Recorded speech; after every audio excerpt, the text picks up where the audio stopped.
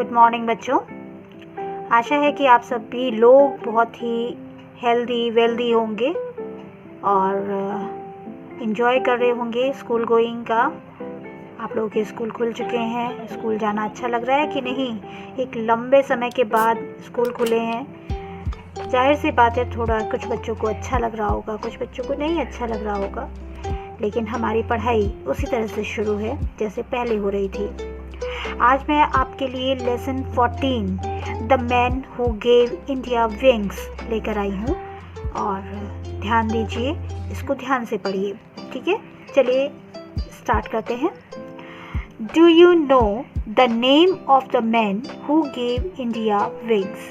क्या आप उस व्यक्ति के नाम को जानते हैं जिसने भारत को पंख दिए? अब आप सोच रहे होंगे, पंख भारत को कैसे दे सकते हैं?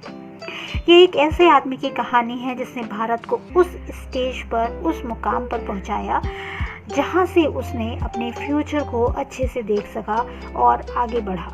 इंडिया हमारा, ठीक है? It was Jahangir Ratan ji Dadabhai Tata और उनका नाम था जहांगीर रतन जी Dadabhai Tata. He was popularly known as JRD, उनके नाम की शॉर्ट फॉर्म है, उनको इसी नाम से जाना जाता था। He was born in Paris on July 29, 1904.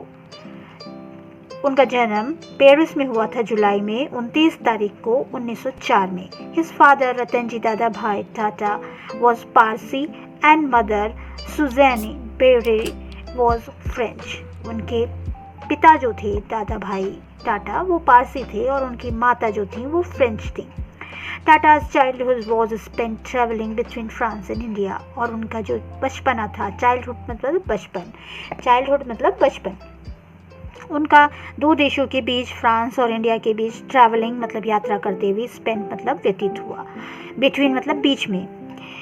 Some people said in jest that he got his surname from an ancestor who stood on the shores of Bombay and waved Tata to the departing ship.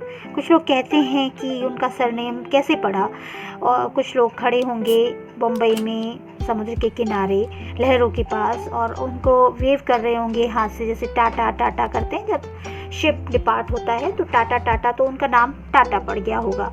In 1924, at the age of 20, as a French citizen, he was recruited into French army. 1924 में 20 वर्ष की उम्र में एक French नागरिक की तरह से उनका रिक्रूटमेंट फ्रेंच आर्मी में हुआ। A year later, he was sent to England to prepare for admission in Cambridge University. और कुछ साल बाद उन्होंने इंग्लैंड में कुछ कैम्ब्रिज यूनिवर्सिटी में एडमिशन की प्रिपरेशन के लिए एडमिशन ले लिया।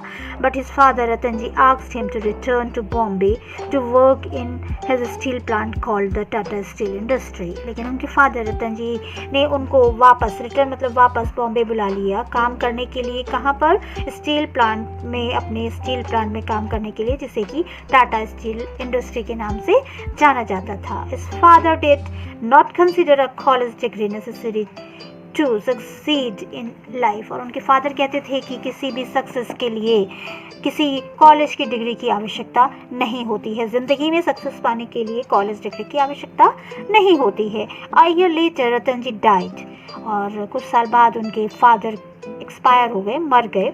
His eldest son and heir Jehangir inherited the dictatorship of the Tata sons and board, और एक उनके बड़े बेटे होने के वजह से और उनके उत्तराधिकारी होने की वजह से जहांगीर को उनकी सभी बच्चों में सबसे डिक्टेटरशिप उनको विरासत में दे दी गई।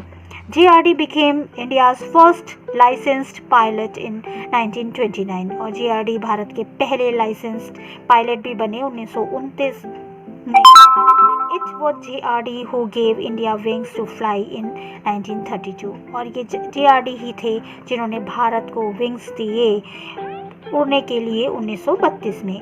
JRD set up Tata aviation service, और उन्होंने टाटा एविएशन सर्विस का सेटअप लगाया by piloting the first flight himself from Karachi to Bombay in a small aircraft. और एक छोटे से एयरक्राफ्ट में उन्होंने खुद कराची से लेकर बॉम्बे तक की पहली फ़्लाइट को उड़ाया। JRD at the age of 34 was elected a chairman of Tata and Sons in 1938 और 34 उम्र की एज में उन्होंने 1938 में ही वो चेयरमैन चुन लिए गए, making him the youngest head of the largest industrial group in India. इतने बड़े भारत के सबसे बड़े इंडस्ट्रियल ग्रुप के सबसे छोटे हेड के रूप में उनकी नियुक्ति हुई। In 1948 Air India was launched jointly by JRD and the Indian government और उन्होंने 1948 में एयर इंडिया को लॉन्च किया जिसमें JRD और भारतीय सरकार उसमें मिलकर उन्होंने इस काम को लॉन्च किया। In 1953 JRD was made the chairperson of Air India और 1953 में JRD को चेयरपर्सन बना दिया गया एयर इंडिया का। For the next 25 years he worked tirelessly to make Air India successful और 25 साल तक उन्होंने लगातार भारत को एयर इंडिया को एक सक्सेसफुल बनाया, सफलतम बनाया। JRD excelled not only an aviator but also as an philanthropist, educationalist, sportsman, poet, sculptor. He received the highest civilian award, the Bharat Ratna, in 1992 from the Indian government. और JRD ना केवल एक aviator थे, एक pilot थे, बल्कि एक philanthropist, educationalist, sportsman, poet और एक मूर्तिकार भी थे। ही रिसीव्ड और उन्होंने भारत का सबसे बड़ा नागरिक अवार्ड भी प्राप्त किया, भारत रत्न 1992 में भारतीय गवर्नमेंट से। JRD's last major public statement was an appeal to Indians to maintain peace और उनकी जो आखिरी अपील थी भारतीय लोगों से वो थी कि भारत में वो पीस को बनाए रखें, शांति को बनाए रखें। He breathed his last on November 29, 1993 और उन्होंने अपनी अंतिम सांस 29 नवंबर 1993 में ली। Do you know JRD Tata was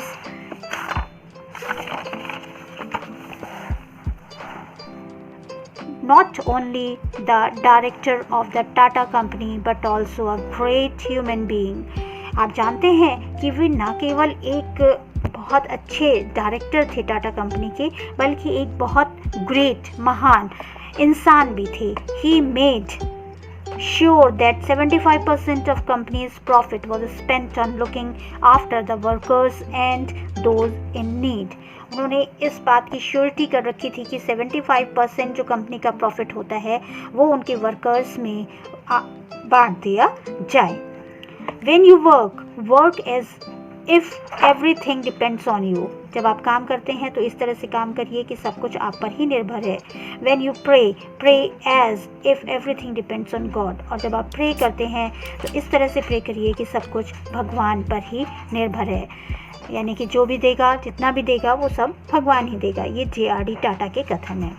इस तरह से आपने इस पाठ में देखा कि JRD टाटा कितने महान व्यक्ति थे, उन्होंने भारत और भारतवासियों के लिए कितना कुछ किया। इससे हमें सीख मिलती है कि हम भी अपने काम को उसी तरह ईमानदारी से करें जिस तरह से JRD टाटा ने किया, भारत की उन्नति की। हमें भी उसमें अपना सहयोग, अपना योगदान देना चाहिए जितना कि हम कर सकते हैं।